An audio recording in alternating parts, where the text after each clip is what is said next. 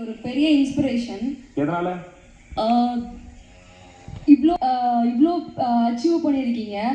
So நீங்களுமே start பண்ணும்போது ஸ்ட்ரகிளோட எந்த ஒரு பேக்ரவுண்டும் இல்லாமல் அப்படி தான் ஸ்டார்ட் பண்ணியிருப்பீங்க.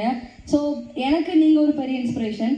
ஸோ நீங்கள் வந்து ஏதாச்சும் உங்கள் லைஃப்பில் ஃபாலோ பண்ணுற ரூல்ஸாக இருக்கட்டும், ஆர் இந்த விஷயம் வந்து உங்களை நீங்கள் இது கன்சிஸ்டன்ஸாக நீங்கள் பண்ணனால இங்கே இந்த இந்த இடத்துக்கு வந்திருக்கீங்க அப்படி ஏதாவது இருந்துச்சுன்னா சொன்னால் எனக்கு யூஸ்ஃபுல்லாக இருக்கும். நீங்கள் என்ன பண்ண விரும்புகிறீங்களோ, எந்த வேலையை பார்க்க விரும்புகிறீங்களோ அந்த வேலையை புரிஞ்சுக்கிட்டாலே போதுமானது. எனக்கு 28 வயசுலேயே 28 வயசு தாடிங்கெல்லாம் நரைச்சிச்சு. நான் டை அடிச்சுட்டு இருக்கும்போது என் தங்கச்சி வந்து சொன்னால், என்னை வீட்டில் விஜின்னு கூப்பிடுவாங்க. விஜினா இதெல்லாம் வேணுமாடா எனக்கு இனிமேல் அப்படின்னா, நான் அப்போ தான் சொன்னேன், இல்லைடாம்மா இதுக்கு முன்னாடி வரைக்கும் என் வாழ்க்கை எப்படின்னு தெரியாது, எனக்கு சினிமா புரிஞ்சிச்சு, இனிமேல் யாரும் என்னை தடுக்க முடியாது, நான் ஒன்றும் பிறகு ஆகிடுவேன். அது ஃப்ளூக்கில் சொல்லலை, எனக்குள்ளே எனக்கு புரிய ஆரம்பிச்சோன்னே அந்த தைரியம். ஸோ உங்களுக்கு எது தேவையோ அதை புரிஞ்சுக்கோங்க.